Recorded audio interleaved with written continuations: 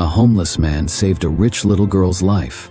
The next day, he woke up to find 3 black cars in front of his cardboard house. John walked through the cold, damp streets of the city, his face weathered by the wind, and his eyes heavy with deep sorrow. Every corner, every building reminded him of the life he once had, and lost in the blink of an eye. Years had passed since that tragic accident that took away his wife Elena and his son Daniel. Since then, the city had become both his home and his prison. The neon lights and constant noise only accentuated his loneliness.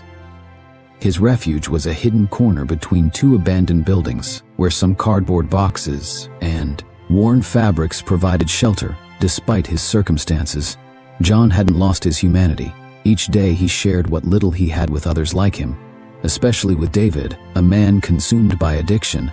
David often sat silently, his gaze distant and his hands trembling. John would offer him water, and when he could, some food. "You don't have to do this," David would occasionally murmur. "I know," John replied with a faint smile, "but no one should go through this alone." Meanwhile, in the city's most exclusive area, Isabella watched the world from her large room's window at 8 years old. She was surrounded by everything money could buy: expensive toys, elegant dresses, and a room that looked like it belonged in a fairy tale. However, none of that filled the void she felt. Her parents, Andrew and Maria, were business tycoons, always engrossed in their work. Family dinners were silent and formal, if they even happened at all. Isabella's only constant companion was Camila, her nanny. Camila read her stories before bed and gently brushed her hair, but even she had limits to the affection she could provide.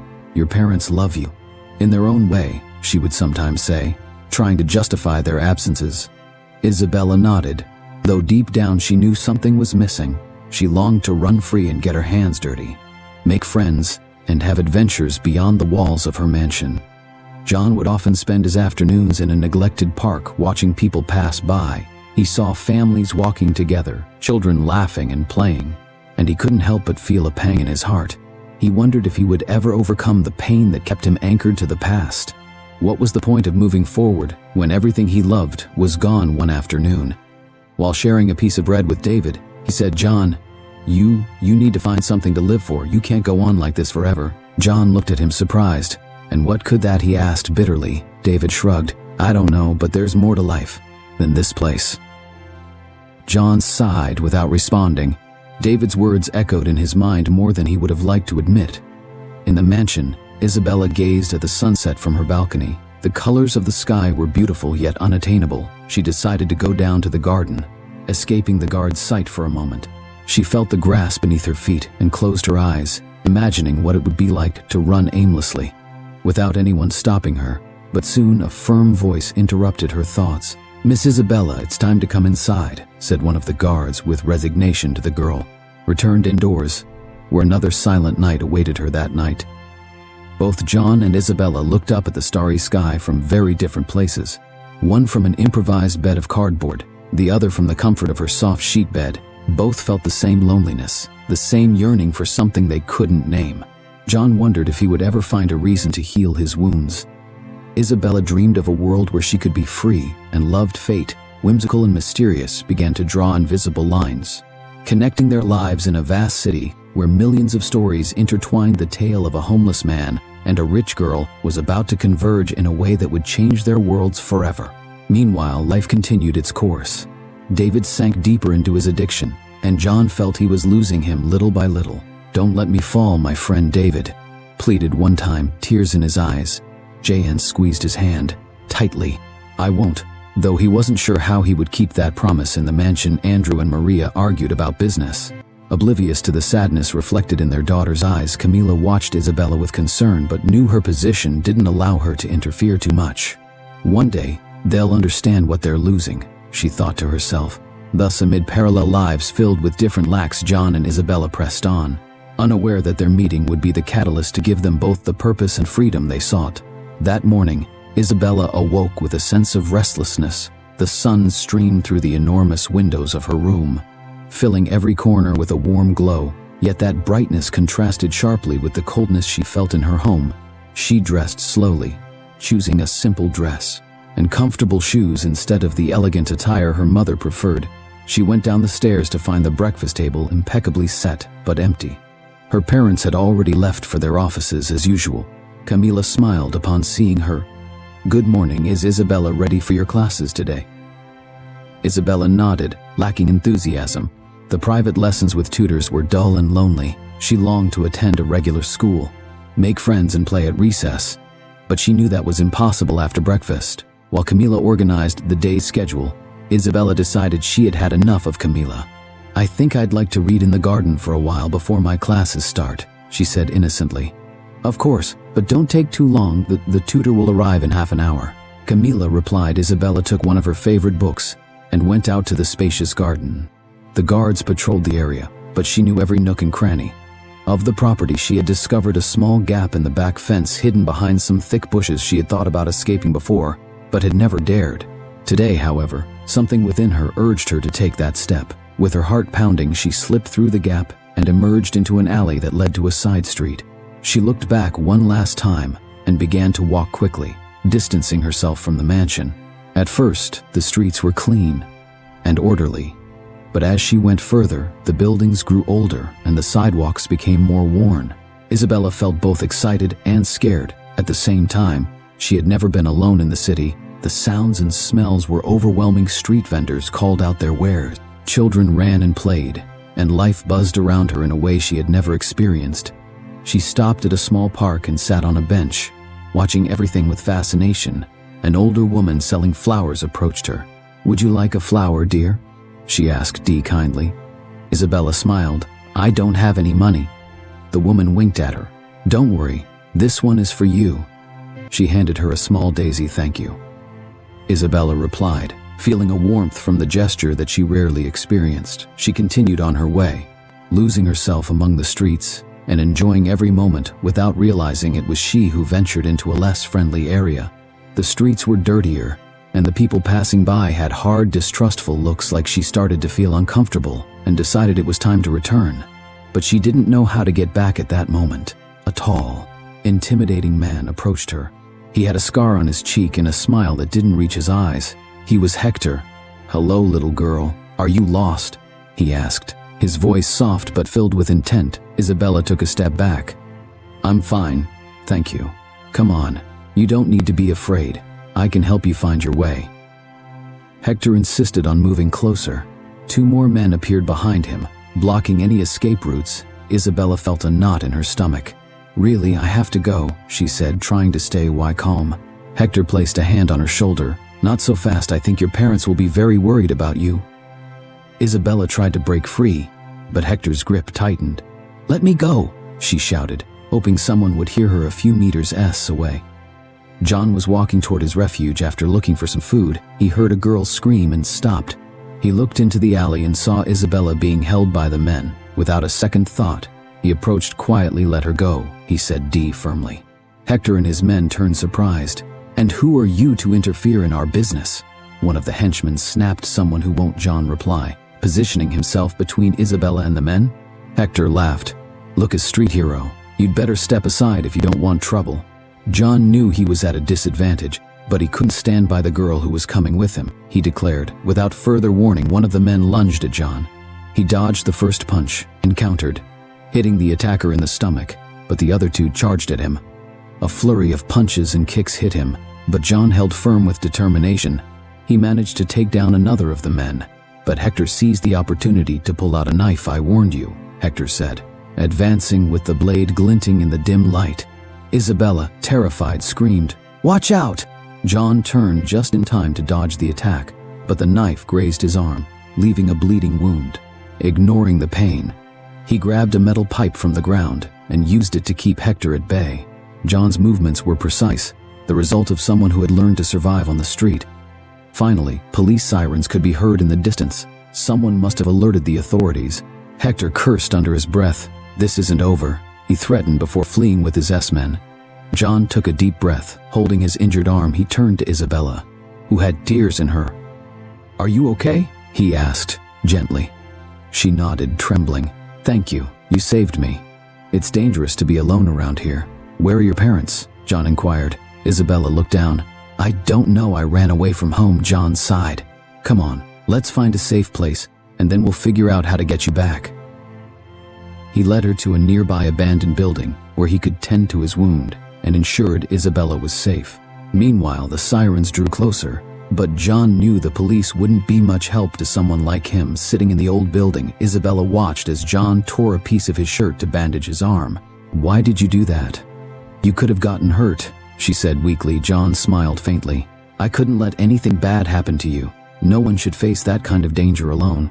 She looked at him intently. "You're very brave. I just did what anyone should do," he replied, downplaying it. A few minutes passed in silence. Isabella felt a mix of guilt and gratitude. "My parents don't know I'm here. They're probably mad at me. I'm sure they're worried. John said you should go home." Isabella hesitated. "I don't want to go back. They don't listen to me. They don't care." Jan looked at her with understanding. "Sometimes people don't realize what they have until they lose it, but running away isn't always the solution," she sighed. "I guess you're right. I'll take you as close as I can. It's better for you to be home and safe." John offered. Isabella nodded. "Thank you. You're very kind." Jan stood up, ignoring the pain in his arm. Together they started the journey back, though they tried to stay discreet. It wasn't long before the mansion's guard spotted them. Upon seeing Isabella, they rushed toward her. "Miss Isabella, we've been looking for you everywhere," one of the guards exclaimed. She looked at John with concern. "He saved me. You have to help him." The guards eyed John with suspicion. "Sir, we appreciate your help, but we'll take care of her now." Before he could respond, he felt the guards pulling him away. "Wait," said Isabella, but the guards were already taking her back to the mansion. John watched her leave, feeling a strange sense of loss. He turned around and returned to his refuge, unaware that this encounter would change his life forever. That night, as he settled among his cardboard boxes, John thought about the bravery of the little girl and the injustice of such a young child having to face so much loneliness for the first time in a long while. He felt a spark of purpose. Perhaps, just perhaps, there were still things worth fighting for. Isabella, in her room, gazed out the window, hoping to see the man who had risked everything to save her again. She knew something had changed inside her, and a determination began to form in her heart. She would do everything possible to find him again and thank him as he deserved. As the soft light of dawn filtered through the cracks in the crumbling walls of the abandoned building where John and Isabella had taken refuge, the night's silence gave way to the distant murmur of the city. Waking up, John still saw from the blow, and with the wound on his arm covered by a makeshift bandage, watched the girl resting beside him. Isabella, exhausted from the events of the previous day, had fallen into an uneasy sleep. As she slept, John reflected on what had happened. He couldn't help but feel a mix of concern and responsibility. It had been so long since he allowed himself to connect with someone. Isabella's vulnerability stirred protective instincts in him that he thought he had forgotten. He remembered his own son Daniel, and a pang of pain shot through his chest. Isabella began to stir and slowly opened her eyes upon seeing John. A shy smile appeared on her face. "Good morning," she whispered. "Good morning," John replied gently. "How do you feel?" "A bit tired, but I'm okay," she said. Sitting up, she looked around, noticing the state of the place. "Is this your home?" John nodded slightly. "It's where I usually spend the nights. It's not much, but it's quiet." She watched him curiously. "Why do you live here? Don't you have a house?"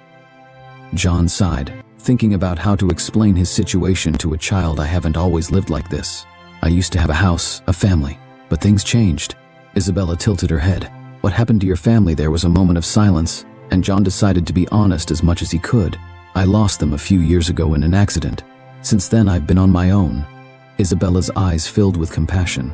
"I'm so sorry." "Thank you," he said, forcing a small smile. "And you? Why were you alone in those dangerous streets?" She looked down nervously, fidgeting with her hands. "I ran away. I feel lonely at home. My parents are always busy and never have time for me. I wanted to see what the world outside was like." John nodded, understanding her feeling of loneliness. "Sometimes the people surrounded by others feel the loneliest." Isabella looked at him intently. I feel different. You listen to me. We all need someone to listen to us." John replied, "But you shouldn't put your safety at risk." To find that she sighed. "I know, it's just that at home no one pays attention to me. My parents think they can replace their love with gifts and material things." John thought about life's ironies. There was a girl who had everything except the most important thing: her parents' love and attention, and he who had lost all material possessions but still retained the ability to empathize and care for others, maybe if you talked to them and told them how you feel. JN suggested. I've tried, but they're always busy or don't take me seriously, she replied sadly. John placed a comforting hand on Isabella's shoulder. Don't lose hope. Sometimes adults get lost in their own worries and forgot what truly matters, she smiled. Weakly, you're very wise. He chuckled softly. I don't know about wise, but I've learned a few things along the way. They spent a while in silence, each lost in their thoughts. Finally, John said, It's time for us to head back to your parents. Must be very worried. Isabella frowned. They're probably mad. It's better to face the consequences than to make them suffer more, Jan said. Besides, I can accompany you and make sure you get there safely. She nodded, though a part of her didn't want that moment to end. Will I see you again? She asked, a glimmer of hope in her eyes. John hesitated. I'm not sure it's a good idea. Our worlds are very different, but that doesn't matter. Isabella insisted. You're my friend. The word friend resonated with John. It had been so long since he considered himself a friend to anyone. All right, he finally conceded. We can meet occasionally, but with caution. Isabella smiled broadly. It's a promise. They set off. John knew the less traveled paths, avoiding areas that might draw attention as they neared the more affluent parts of the city. Curious and sometimes disdainful glances from passers-by fell upon him, but John stood firm, focused on his mission. Upon reaching a corner near Isabella's mansion, they stopped. I can't go with you beyond this point. John said. It's better if you enter. Alone, Isabella looked at him with concern. Will you be okay? He smiled. I'll be fine. Take care. And remember what we talked about. She nodded and acted on impulse, gave him a quick hug before running towards her house. John stood there, surprised by the gesture, feeling a warmth he hadn't experienced in a long time. From a distance, he watched as Isabella was greeted by the guards, who immediately escorted her inside. Satisfied that she was safe, John turned and began to head back to his refuge. As he walked, his thoughts, crowded in the encounter with Isabella, had stirred feelings and memories he thought were buried. There was something about her innocence and sincerity that gave him hope. Perhaps after all, there were still good things in the world. At the mansion, Isabella's return caused quite a commotion. Camila rushed to meet her, embracing her with tears in her eyes. We were so worried. Where have you been? She exclaimed. I'm sorry. Why, Camila? I got lost, but a friend helped me get back, Isabella explained before she could say more. Maria appeared with a severe expression. Isabella, this is unacceptable. Do you know the score you've given us? Isabella looked up, gathering her courage. I'm sorry, Mom. I just wanted to spend time with you and Dad. I feel so lonely. Maria seemed taken aback by her daughter's words. We'll talk about this later. Now go to your room. Isabella wanted to protest but decided it wasn't worth it. She climbed the stairs, feeling like her home was more of a prison than ever that night. As she tried to sleep, she couldn't stop thinking about John. She decided she would find a way to see him again. He was the only one who understood her, and she didn't want to lose that connection. Meanwhile, John lay on his makeshift bed, staring at the peeling ceiling. He thought about Isabella and how a simple conversation had lightened his burden. Perhaps helping her find her way could also help him heal his own wounds. Fate had intertwined their lives, and although they didn't know it yet, that bond would grow stronger with each passing day. The dawn filtered through the gaps in the cardboard and fabric that made up John's shelter. The distant sounds of the waking cities served as his natural alarm. He opened his eyes, slowly, still feeling the weight of recent events. His body ached from the blows he received while rescuing Isabella, but an unusual calm filled his spirit. He had found a spark of purpose in helping the girl, something he hadn't felt in a long time. As he sat up, he noticed an unusual noise, the rumbling of nearby engines. He furrowed his brow and stepped out of his shelter to investigate. Before him, parked in front of his humble abode, were 3 black luxury cars that contrasted sharply with the decaying surroundings of the alley. The vehicles gleamed in the morning light, and their tinted windows obscured the interior. John's heart raced. For a moment he feared it was Hector's men seeking revenge for thwarting their plan, but something felt different. The doors of the cars opened almost simultaneously, and men dressed in impassable suits stepped out. Their posture and demeanor exuded authority and professionalism. One of them approached John with a serious expression. Are you John? He asked in a firm voice. J.N. nodded cautiously. Yes, that's me. Who's asking? The man stepped aside, and from the middle car emerged Andrew, impeccably dressed and wearing an inscrutable expression. Assessed John from head to toe, pausing for a moment on the makeshift bandage on his arm. "So you're the man who saved my daughter," Andrew said, not extending his hand or offering any friendly gesture. John met his gaze, feeling a mix of discomfort and defiance. "If you're referring to Isabella, yes, I only did what anyone should do." Andrew raised an eyebrow, surprised by the man's frankness. He wasn't used to being spoken to so straightforwardly. "I want to thank you for what you did. My family and I owe you a debt of gratitude." John noted the formality in his words, lacking true emotion. "You don't have to thank me. I'm just glad Isabella is safe." One of Andrew's aides approached with a thick envelope in hand. "This is a token of our gratitude," Andrew said, gesturing to the envelope. "I hope you'll accept it." John looked at the envelope, and then back at Andrew. He could sense it contained a substantial amount of money. A pang of indignation hit him. Did he think he could buy his act of kindness with a calm but firm voice? He replied, "I appreciate the gesture, but I can't accept your money." A murmur of surprise ran through Andrew's men. No one turned down an offer from him. Andrew frowned. "Why not? It could be of great help to you." John stood his ground. "I didn't help your daughter for any personal gain. I did it because it was the right thing to do. I don't need your money." The silence became palpable. Andrew was taken aback. He was not accustomed to being told no as you wish, he finally said, putting the envelope away. "But if you change your mind, you can contact me." At that moment, Maria appeared from one of the cars. Her elegance was evident, but her gaze was cold and evaluative as she surveyed the surroundings with disdain before fixing her eyes on JN. "So you're the one who was with my daughter," she said, not attempting to hide her distrust. John nodded. Politely, "Yes, ma'am. I made sure she returned safely." Maria crossed her arms. "We appreciate your assistance, but I hope you understand that it's best if our lives don't cross paths again." John felt the hostility in her words. "I understand, ma'am. I have no intention of causing you any trouble." She glanced around, noticing the deplorable conditions in which he lived. "It's for everyone's good," she added before turning to Andrew. "We should leave before they could depart." A child's voice broke the silence. Isabella had emerged from the car, running towards him with a radiant smile. John's eyes softened at the sight of her. "Hello, Isabella." Maria tensed at seeing her daughter approach as the man. "Isabella, get back in the car right now," she ordered. But Isabella ignored her mother for a moment. "I wanted to thank you again, and I brought something for you." She pulled out a small bag from her pocket. "It's a lucky charm. I hope it protects you." John took the charm carefully. It was a small stone, with a delicate engraving. He felt a lump in his throat. "It's very beautiful. Thank you." Maria quickly stepped forward and grabbed Isabella by the arm. "You shouldn't be here," she said firmly. "But Mom," Isabella protested. "That's enough." Maria cut in, taking her back to the car. Andrew watched the scene with a mix of discomfort and control. He turned to John one last time. "As I said, if you need anything, contact me." He handed him a card with his information. John took the card out of courtesy, even though he knew he would never use it. "Have a good day," he simply said.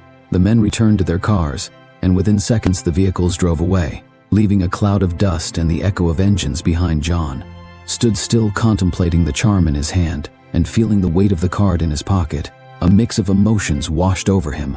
Gratitude for Isabella's gesture, frustration at her parents' attitude, and an unease he couldn't explain. Back in the car, Maria reprimanded Isabella. "You shouldn't approach strangers, especially people like him." Isabella frowned. "Heck, not a stranger, Mom. He's my friend. He saved me. That doesn't make him trustworthy." Maria replied. "I don't want you to see him again." "But Mom," she tried to protest. "No, but it's for your safety," Maria concluded in a definitive tone. Andrew watched the argument from the rearview mirror. Although he shared some of his wife's concerns, something in Isabella's reaction made him feel a pang of guilt. Was he being too harsh? He shook his head, focusing on the matters at hand. Meanwhile, JN returned to his shelter, and he sat on the ground, contemplating the charm. He thought about Isabella's sincerity and her parents' coldness. How could such a warm girl come from such a frigid environment? He tucked the charm into his pocket, feeling it was a small ray of light in his life. David stumbled in, his eyes glassy. "Who were those guys?"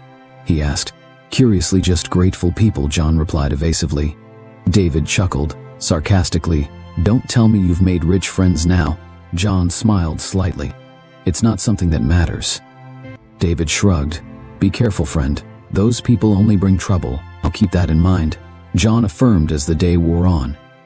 Jan couldn't shake the image of Isabella and Maria's words from his mind. He knew their worlds were different, but he felt a genuine connection with the girl. He decided that for her sake, it would be best to keep his distance. However, fate had other plans in the mansion. Isabella locked herself in her room, frustrated by her parents' attitude. She decided she wouldn't let them prohibit her from seeing Jan. He was the only one who understood her, and she wasn't going to give up that friendship. She began to devise ways to visit him again without anyone knowing. Meanwhile, Maria expressed her concerns to Andrew. I don't like Isabella being around that man. We know nothing about him. Andrew sighed. He saved her life. Maybe we should be more considerate. Being considerate doesn't mean putting our daughter at risk. Maria counted people like him are just looking to take advantage. I offered him money, and he turned it down, Andrew pointed out. And doesn't that seem suspicious to you? Maria insisted maybe he wants something more. Andrew didn't respond. Immediately deep down he shared some of his wife's doubts. But he also felt there was something different about Jan. He decided it would be best to keep things under control that night, as the lights of the city shone in the distance. John gazed at the stars from his shelter. He held Isabella's charm, feeling a warmth that was strange yet comforting, although Maria's words had been harsh. He couldn't help but feel that something good had emerged from all of this. However, he was unaware that the decisions made that day would mark the beginning of a series of events that would test his strength and change his life irreversibly. Days passed with apparent normalcy in the Herrera mansion. However, for Isabella, every minute was an opportunity to plan her next encounter with John. Her parents' prohibition only fueled her determination. She knew she had to be careful not to raise suspicions. But her longing to see her friend outweighed any fear. One afternoon after her private lessons, Isabella approached Camila with an innocent smile. Camila, could you help me choose a book in the library? I want something new to read tonight. Camila, always accommodating, nodded. Of course, dear. Let's go together. As they browsed the shelves, filled with old and new volumes, Isabella pretended to be interested in various titles. When she found the right moment, she said, Oh, I forgot my bookmark in my room. Could you wait for me here? I won't take long. Sure, I'll wait here, Camila replied, absorbed in one of the books. Isabella quickly exited the library, but instead of heading to her room, she slipped toward the back entrance of the mansion. She knew the guard schedules and was aware she had a window of time. Before they noticed her absence, she climbed through the same gap in the fence she had used before and ventured into the streets of the city. Her heart raced with excitement and nervousness. She had packed a small backpack with food and a blanket she had taken from her room. She wanted to bring something for John to show him that she valued their friendship. After a few minutes of walking and recalling the path she had taken before she arrived at the alley where she remembered John's shelter, she found him sitting on a step, gazing at the horizon with a thoughtful air. John, Isabella exclaimed, running toward him. John turned, surprised upon seeing her. He quickly stood up. Isabella, what are you doing here? It's dangerous for you to be alone in this place. She smiled, unable to contain her joy. I had to see you. I brought you some things. She showed him the backpack. John sighed, though he couldn't help feeling touched. You shouldn't have come. If your parents find out, they won't. I was careful, she assured him. Besides, I wanted to spend time with you. He looked at her, seriously. But the sweetness in Isabella's eyes melted his objections. All right, but only for a little while, and next time let me know, and I'll see how we can meet in a safer place. They sat together on an old bench that offered a panoramic view of the city. Isabella began to take out the food from her backpack: sandwiches, fruit, and some treats. I hope you like them, she said, offering him one. Thank you, John replied, taking a sandwich. You didn't have to go through the trouble. It's the least I can do. You've been very kind to me, she said as she took a bite of an apple. Hours passed as they conversed. Isabella shared stories about her classes, her favorite books, and how she sometimes felt like a prisoner in her own home. John, in turn, recounted tales from his life before the accident, happy moments with his wife and son. He spoke of Daniel, his son, and how much he loved playing soccer. It must have been very hard to lose them, Isabella said empathetically. Jan nodded, lost in thought. It was, And it still is. But meeting you has reminded me that there are still good things in the world. Isabella smiled. I'm glad I can help you just like you help me. As the sun began to set, Jan insisted it was time for her to go back. I don't want them to worry about you. Besides, it's safer if you return before it gets dark, okay? She agreed. But I promise I'll be back only if we have a safer plan. John replied. I don't want you taking risks, I promise, said Isabella, crossing her fingers as a sign of her oath. In the following weeks, their visits became more frequent and organized. Isabella found excuses to leave the mansion, whether it was under the pretext of taking art classes or visiting a fictional friend. She was always careful not to raise suspicion, and Camila unknowingly facilitated her escapades during one of these visits as they walked through a local market. Isabella noticed that Jan seemed distracted. Are you okay? She asked. He nodded slowly. I was just thinking about David. I haven't seen him in days. I'm worried something has happened to him. Is David your friend? She inquired. Yes, he's a good man, but he has problems with certain things, he explained, not going into detail about David's addiction. We can look for him together, Isabella suggested enthusiastically. No, it's not a safe environment for you, John said firmly. But I appreciate your concern. Isabella reluctantly accepted. If there's anything I can do to help, just let me know. John smiled. Your company is already a great help. As their friendship blossomed, they both began to feel internal changes.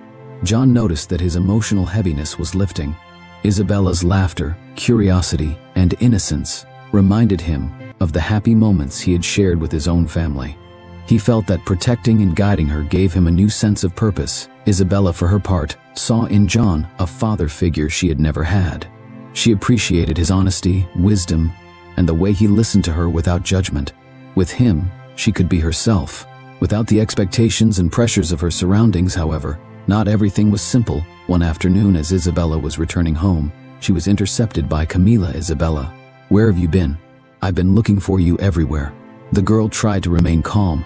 I was in the garden. Maybe you didn't see me. Camila looked at her with concern.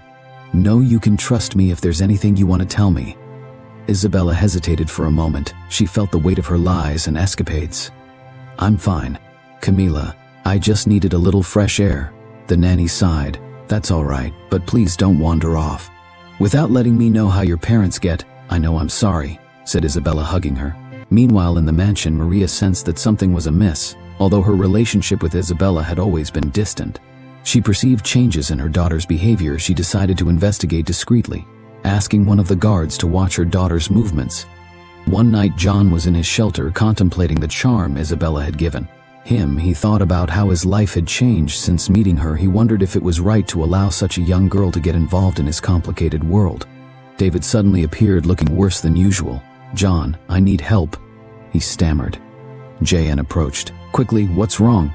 David, they're looking for me. I owe money, and I don't know what to do, he confessed desperately. Jan knew that David's problems could bring dangerous consequences. Calm down, we'll find a solution, but you need to stay away from those people. David nodded, though his lost gaze indicated he was on the brink of despair. The next day, Isabella arrived at their meeting spot, but John was not there. She waited patiently, but he didn't show up. Worried, she decided to search for him at his shelter. When she arrived, she found John tending to David, who was in bad shape. What happened to him? She asked. Alarmed, Jan was surprised to see her. Isabella, I told you this place isn't safe. I know, but I was worried. Can I help with anything? He hesitated, but saw the determination in her eyes. All right, I need clean water and some bandages. Do you think you can get them? Yes, of course, she affirmed, ready to do whatever it took. They worked together to care for David. Isabella watched as John treated his friend with patience and care. She admired his dedication and realized that he also needed court. John, you don't have to carry it all alone, she said softly. He looked at her gratefully. Sometimes it's not easy to accept help, but thank you. That moment strengthened their bond.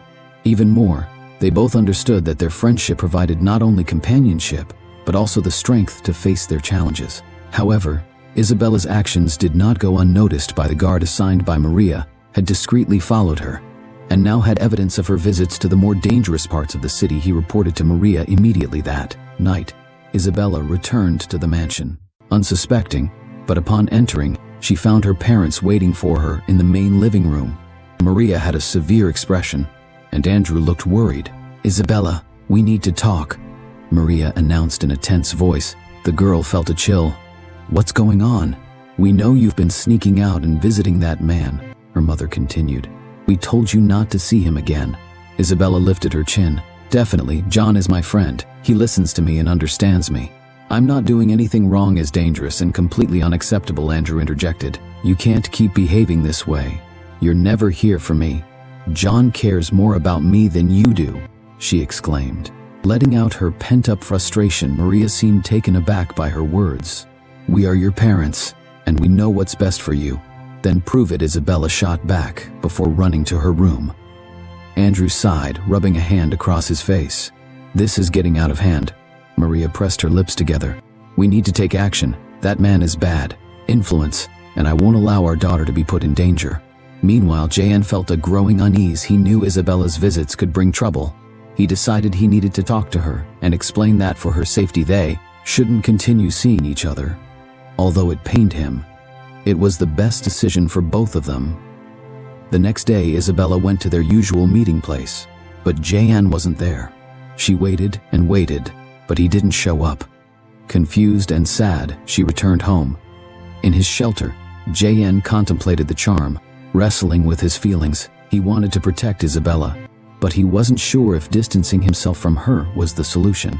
The connection they had formed was real and deep, and they both needed it. Tension was rising, and the decisions they made going forward would define the course of their lives. Maria and Andrew's actions, driven by fear and control, would only serve to complicate matters further. The fates of John and Isabella were intertwined, and no obstacle could easily break that bond. The city cloaked in night revealed its darkest face in shadowy alleys and forgotten places. The most terrible secrets were whispered among shadows. Hector, with a scar running across his left eyebrow, met with his men in an abandoned warehouse on the outskirts. The defeat he suffered at the hands of John still burned in. His pride. Not only had he lost the opportunity for a substantial ransom by failing to kidnap Isabella, but he had also been humiliated by a mere vagabond. He slammed a fist on the table, causing the empty glasses on it to rattle. "I can't believe that nobody ruined our plans," he growled, his eyes filled with rage. One of his henchmen, a thin man with tattoos snaking down his arms, dared to speak. "Boss, that guy is tougher than he looks. Maybe we should just let it go." Hector spun around abruptly. "Let it go? Let a homeless man make us look foolish? No, this is personal. Besides, there's more to this story than meets the eye." He pulled out a worn manila envelope and tossed it onto the table. "I've been doing some digging," he announced, "and I've discovered something very interesting about the girl's father, Andrew Herrera." The men leaned in curious. Hector pulled out photos and documents from the envelope.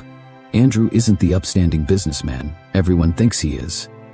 He has a dark past filled with dirty deals and alliances with dangerous people, and the best part is that he's desperate to keep it hidden." One of the men picked up a photo. "And what do we gain from this?" he asked. Hector smiled wickedly. "Weck, make him an offer. If he helps me get rid of John and achieve what I want, his secrets will stay buried. If not, I'll make sure everything comes to light." Meanwhile, in another corner of the city, Julia Morales, an investigative journalist known for her tenacity, was reviewing notes and clippings in her small apartment. She had been following leads on a series of recent criminal activities, and the failed kidnapping of Isabella Herrera had caught her attention. Something didn't add up. Why would someone risk kidnapping the daughter of one of the most powerful men in the city without a solid plan? Julia had a hunch that there was a more complex web behind that attempt. With her brown hair pulled into a messy bun and surrounded by empty coffee cups, she delved into police reports and testimonies. Her instinct told her that Hector was involved, but she needed proof. She decided to visit the neighborhood where the kidnapping attempt had taken place. As she walked through the streets, she spoke with shopkeepers and local residents. Many were reluctant to talk, fearful of reprisals, but she eventually found an elderly woman who, after ensuring no one was listening, said, "I heard that a homeless man saved the girl, an anonymous hero. Do you know where I can find him?"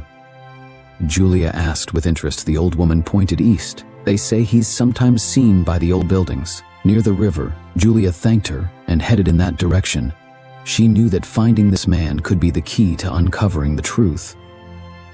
Meanwhile, in the Herrera mansion, Andrew was reviewing documents in his office when he received a phone call. Upon answering, Hector's cold voice echoed on the other end. "Andrew, we need to talk." Andrew tensed. "I don't know who you are or what you're talking about." "Oh, I think you know very well who I am," Hector replied. "And I know many things about you that you would prefer to keep hidden." There was a tense silence before Andrew responded. "What do you want a meeting tomorrow at midnight at the docks? Just you," Hector instructed before hanging up. Andrew felt a cold sweat trickle down his back. He couldn't afford a scandal. His empire had been built not only on legitimate business, but also on deals that could never see the light of day. If Hector had evidence, he was in serious trouble that night. Andrew grappled with whether to attend the meeting or seek another solution. He decided not to inform Maria. He didn't want to alarm her or expose her more than necessary. The next day, Julia continued her search. Finally, she found John sitting on a bench near the river, lost in thought. As he gazed at the water, she approached cautiously. "John," she called out. He looked up, surprised that someone knew his name. "Do I know you?" he replied with suspicion. "I'm Julia Morrill, a journalist. I'm investigating the attempted kidnapping of Isabella Herrera. I've been told that you saved her," she explained, showing him her badge. John frowned. "I have nothing to say. Please, I just want to understand what happened. I think there's something bigger behind this, and we could help a lot of people if the truth comes out." Julia insisted. He hesitated. He knew that speaking could bring him trouble, but he also felt that there were things that needed to be revealed. Finally, he nodded. "All right, but not here."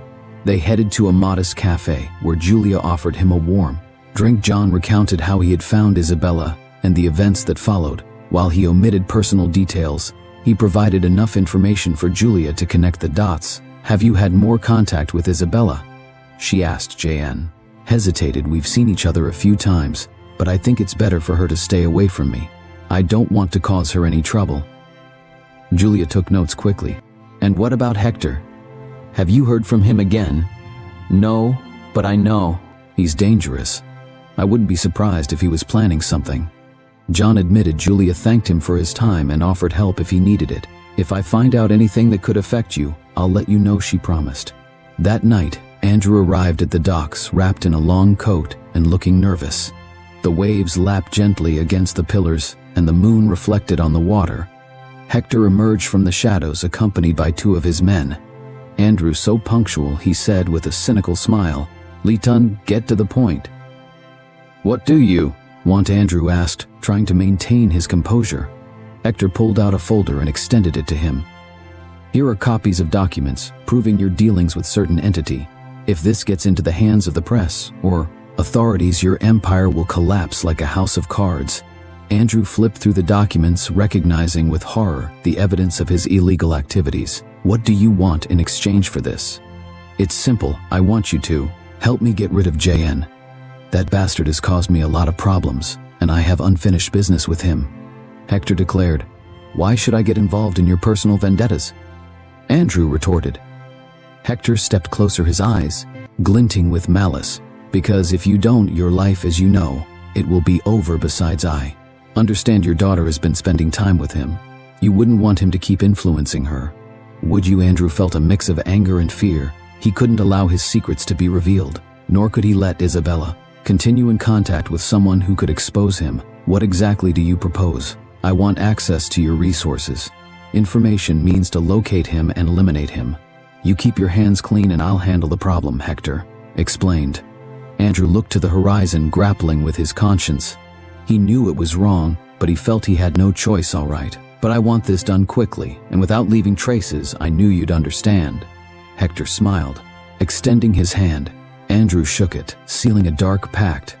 Meanwhile, Julia was returning to her apartment, reviewing the notes from her conversation with John. She decided to dig deeper into Andrew Herrera's past. She accessed public records, and after hours of research, began to uncover inconsistencies and connections to ghost companies. She contacted an anonymous source who provided valuable information about suspicious transactions and ties to organized crime. "This is bigger than I imagined," she thought to herself. She knew she was treading dangerous ground, but her commitment to the truth pushed her to keep going. In the mansion, Maria noticed Andrew's restless behavior. "Is everything all right?" she asked one night during dinner. "Yes, Just business matters, he replied.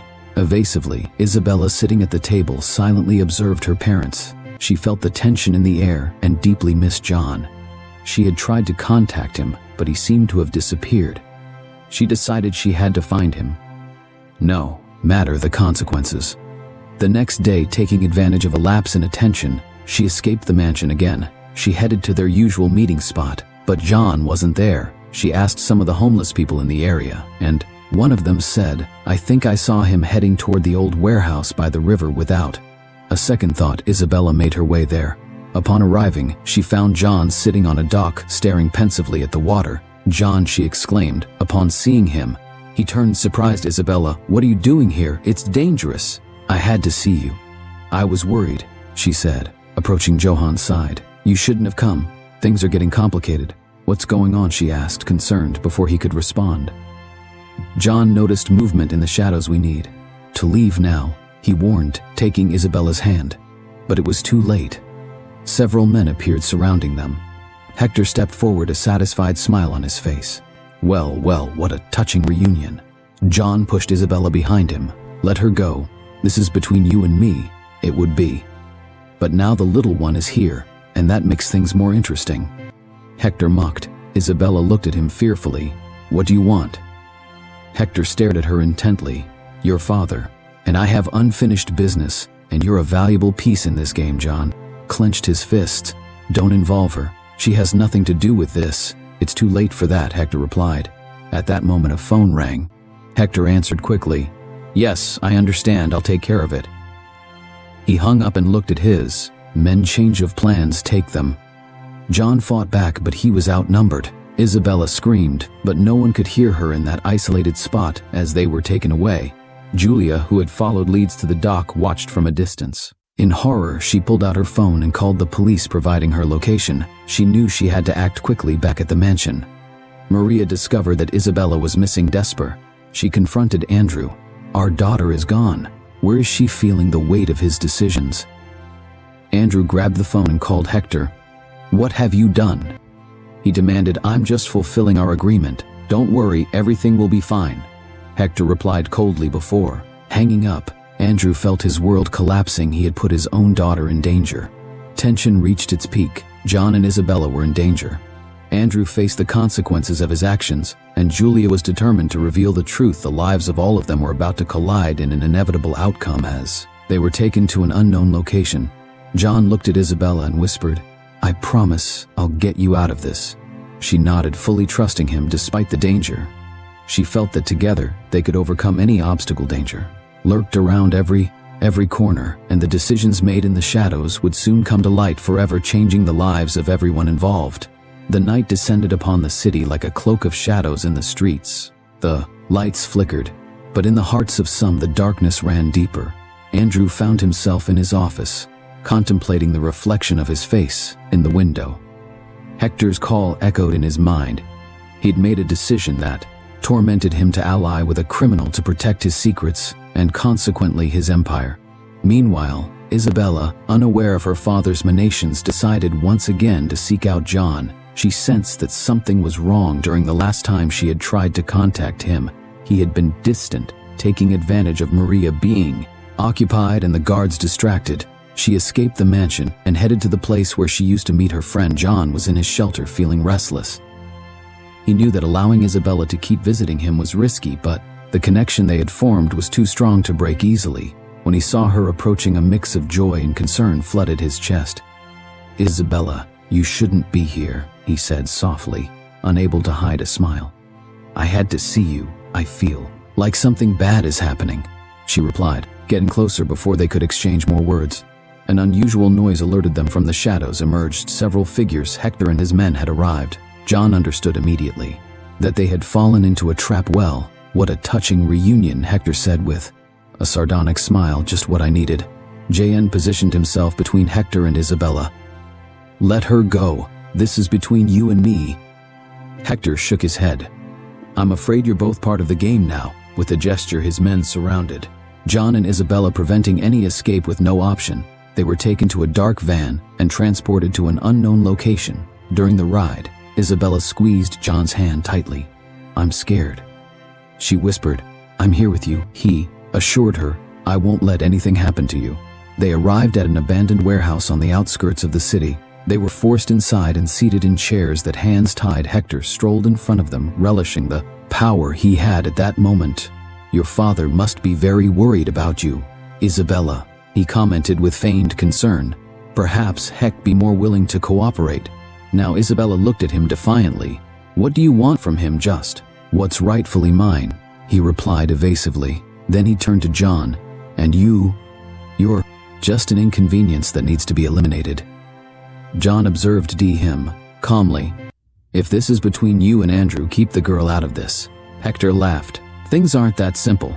Besides, Andrew and I have a longer history than you can imagine." Hours later in the Herrera mansion, Maria discovered that Isabella wasn't in her room.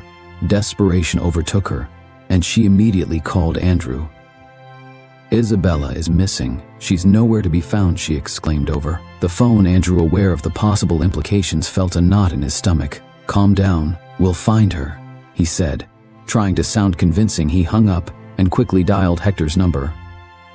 "What have you done? Do you have my daughter?" he demanded. Hector replied coldly, "She's with me. Consider this an incentive for you to fulfill your part of the deal." "This isn't what we agreed on." Andrew protested. "Circumstances change," Hector retorted. "If you want to see her again, you know what you have to do." Andrew hung up, overwhelmed with guilt and fear. He realized that his actions had put Isabella in danger. He needed a solution, but he didn't know whom to trust. Meanwhile, in the warehouse, Isabella seized a moment when Hector and his men stepped away to speak quietly with John. "I think my father is involved in all this," she confessed, tears shining in her eyes. John looked at her in surprise. "Why do you say that? I've overheard conversations at home, things about dark businesses and secret deals, and they mentioned your name," she explained. "I think my father is behind what happened to your family." John felt as if the ground was opening beneath his feet. "It can't be," he murmured, struggling to maintain his composure. Isabella squeezed his hand. "I'm so sorry, John. I didn't know how to tell you before." He took a deep breath, trying to process the information. "It's not your fault," he reassured her. "But now I understand why they're doing this." At that moment, Julia, the journalist, arrived at the warehouse. She had followed leads and rumors that had brought her there from a safe position. She observed the situation and decided to call the police. She knew she needed evidence to back her investigation, and more importantly, to rescue John and Isabella inside the warehouse. Hector returned with a satisfied expression. "Well, it seems your father is considering my terms," he said to Isabella. "Maybe this will all end soon." John took the opportunity to confront him. "Why are you doing this? What do you really want?" Hector looked at him with disdain. "Want the truth? Andrew and I have been in business together for years, but lately he's been trying to get rid of me to clean up his image. I'm not going to let him betray me, and what do I have to do with all this?" John asked. "You knew too much and got in the way of my plans, plus getting rid of you will be a favor to Andrew. Everyone wins," Hector explained. Coldly outside, police sirens began to sound. Hector frowned. "Looks like we have company," he said, turning to his men. "Get ready, we won't let them catch us." Amid the chaos, John saw an opportunity. "Isabella, when I tell you, run toward the back door," he whispered. "But what about you?" she asked worriedly. "Don't worry about me, just promise me you'll run," he insisted. The police surrounded the building, using megaphones to demand their surrender. Hector, furious, ordered his men to prepare for a confrontation. At that moment, John freed himself from the ropes that bound him. He had been working on the knots for a while, and pushed one of the henchmen, destabilizing the situation. Now he shouted to Isabella. She ran with all her might toward the back door. One of the men tried to stop her, but Julia appeared in her path, hitting him with a metal pipe she had found. "Come on, Isabella," she urged. Together, they burst out of the warehouse and found themselves safe with the police officers, who immediately secured them inside. JN faced Hector. "This ends now," he declared. Hector pulled out a gun and aimed it at John. "Not so fast, you won't leave here alive." Before he could pull the trigger, an officer burst in and ordered, "Drop the weapon." Hector, cornered, attempted to shoot, but the officer was quicker and disarmed him. Within minutes, Hector and his men were arrested. JN exited the warehouse exhausted but relieved. Outside, Isabella ran to him and hugged him tightly. "You're okay," she whispered. "Thanks to you," he replied, returning the embrace. Maria arrived shortly afterward, accompanied by Andrew. Upon seeing her daughter safe and sound, Maria cried tears of relief. "Isabella," she exclaimed, hugging her. Isabella pulled back slightly and looked at her father with a mix of pain and disappointment. "Dad, we need to talk." Andrew avoided her gaze. "What matters is that you're safe." "No, what matters is the truth," she insisted. "I know what you've done." Maria looked at them confused. "What are you talking about?" Isabella took a breath. "Dad has been involved in illegal dealings, and I think it's connected to John's family." Maria turned to Andrew, incredulous. "Is this true?" Andrew stammered. I just wanted to protect you. I did what I thought was necessary." JN stepped forward. "Were you involved in the accident that killed my wife and son?" Andrew lowered his head. "It was a mistake. A cover-up. I didn't think anyone would get hurt." Anger and pain reflected in John's eyes. "Because of you, I lost everything." Maria, shocked, looked at her husband. "How could you? This is unforgivable." The police approached Mr. Herrera. "We need you to come with us to answer some questions." Andrew nodded resignedly. "I'll do whatever it takes to make this right," as he was taken away. Isabella hugged her mother. "I'm so sorry, Mom." Maria stroked her hair. "It's not your fault, dear. We'll get through this together." Julia approached. "John, I have enough information to expose all of this. The truth will come out." John nodded. "It's for the best. No one else should suffer because of Andrew's secrets." Isabella looked at John with eyes full of gratitude and sadness. "Thank you for everything. I'm sorry you had to go through this." He smiled weakly. "What matters is that you're safe, and now we can both start to heal." The chaos began to dissipate. But the consequences of Andrew's actions were just starting to manifest. Everyone's lives had changed forever, but amid betrayal and pain, an opportunity for redemption and forgiveness emerged. The night was still young, but the first light of dawn promised a new beginning. The atmosphere in the warehouse was tense. Shadows danced with the flickering light of an old bulb. JN carefully observed the place, searching for any opportunity to escape. His hands, tied with ropes, were beginning to numb, but his mind was more alert than ever. Isabella, sitting beside him, looked at him with eyes full of trust. "I know we'll find a way out," she whispered. John nodded. "I need you to trust me," he replied softly. He had noticed that one of Hector's men tasked with watching them was easily distracted by his phone. Seizing a moment when the guard stepped away, John began to rub the ropes against the sharp edge of an exposed pipe. After several minutes of silent effort, he managed to free himself without wasting time. He untied Isabella's hands. "When I signal, run toward the back door," he told her. Just then Hector burst in abruptly. "Did you think I wouldn't notice your escape attempts?" he said with a malicious grin. "You're more cunning than I thought, but the game ends here." John stepped in front of Isabella, shielding her. Let her go, Hector. This is between you and me." Hector pulled out a knife and advanced, always so heroic.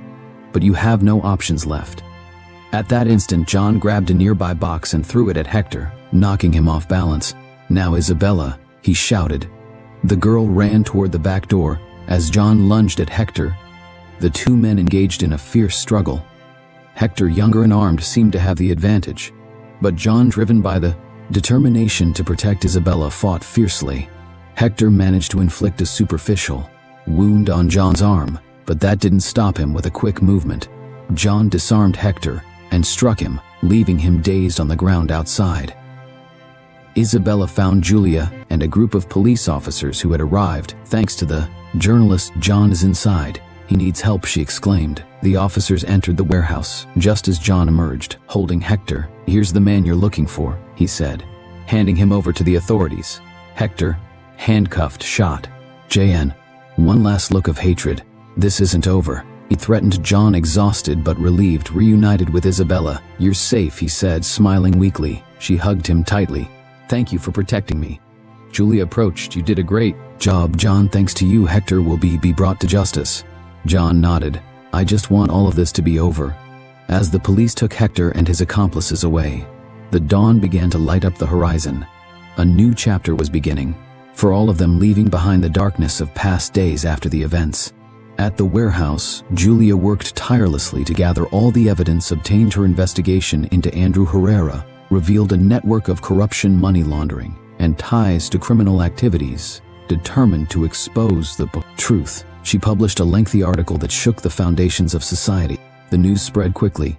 Media outlets replicated the story, and public opinion turned against Andrew.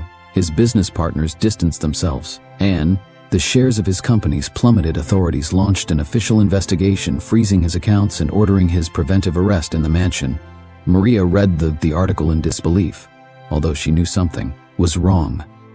She never imagined the magnitude of her husband's actions with a heavy heart. She confronted Andrew when he returned home under police custody to collect some belongings. "Is this all true?" Maria asked, her eyes filled. With pain, Andrew avoided her gaze. "I did what I thought was necessary to protect our family," he murmured. "At what cost? You've destroyed everything we had," she replied. Isabella, watching from the stairs, felt a mix of sadness and liberation, while it was painful to see her family crumble. She knew the truth had to come to light. Maria made a firm decision. "I can't stay with you, Isabella, and I will start anew away from all this." Andrew nodded, aware that he had lost the most valuable thing. "I'm sorry," he whispered as the officers escorted him out. In the following days, Maria and Isabella began to rebuild their lives with simplicity and honesty.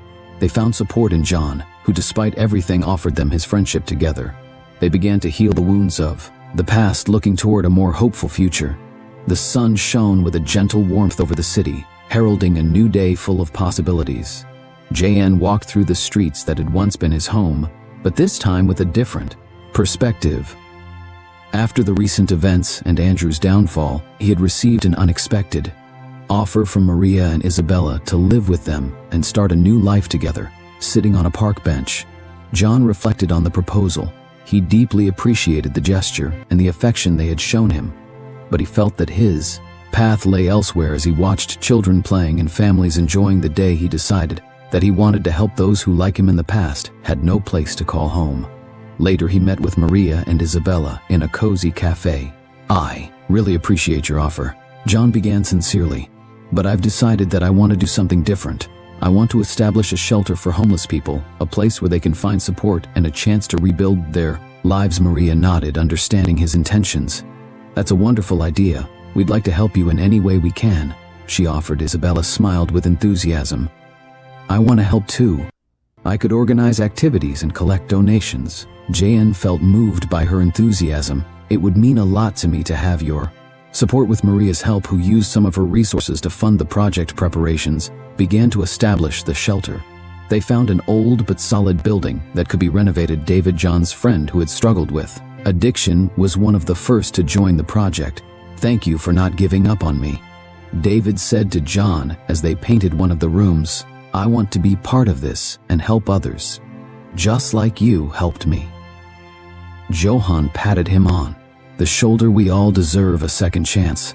The shelter, named New Hope, opened its doors weeks later. It offered hot meals, clean beds, and most importantly, job reintegration programs and emotional support. News of the shelter spread quickly, attracting volunteers and donors interested in contributing. Julia, the journalist, wrote an article highlighting the positive impact of the shelter on the community. "In the shadows of the city, a light of hope arises thanks to people like John and those who believe in a better future," she wrote. Isabella, inspired by the work at the shelter, decided to focus her studies on social work.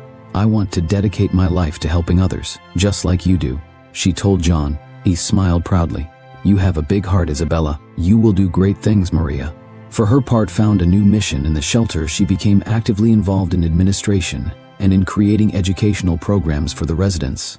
"I never imagined this would be the path my life would take, but I feel more fulfilled than ever," she confessed. On one occasion, time passed, and the shelter became a cornerstone of the community. People who once lived on the streets now had jobs, homes, and a renewed purpose. David took on a leadership role, coordinating activities and serving as an example for others. One afternoon, as the sun set on the horizon, John sat in the shelter's garden, watching people share laughter and conversations. Isabella approached and sat beside him. "What are you thinking about?" she asked. "About how things have changed," he replied. "Not long ago, I was lost and aimless. Now I look around and see how together we've created something beautiful." Isabella nodded. "You've been an inspiration to all of us. I'm glad I met you. The feeling is mutual," JN said, Smiling, you showed me that there are always reasons to keep moving forward. The wind gently brushed their faces, carrying away the laughter and happy conversations of the shelter. They both sat in silence, enjoying the moment and the satisfaction of knowing that despite the adversities they had found a new purpose. The story of John, Isabella, Maria, David, and Julia was a testament to the power of resilience, love, and solidarity. They had transformed pain and loss into hope and opportunity, demonstrating that even in the darkest moments, light can prevail with the shelter New Hope. As a symbol of their journey, they looked to the future with optimism. United by the bonds they had forged, they knew they could face any challenge that came their way. The story teaches us that kindness and altruism can transcend social barriers and profoundly change lives.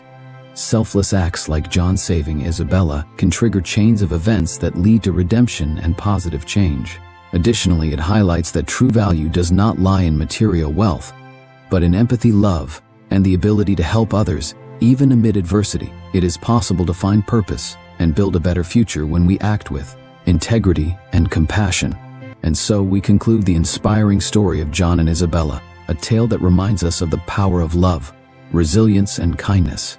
If this story touched your heart as much as it did ours, we invite you to like the video and share it with your friends and family. Don't forget to subscribe to our channel and turn on the notification bell so you don't miss more exciting stories that invite us to reflect. Let us know in the comments what you liked most about this story and what lesson you take away. We would love to hear from you.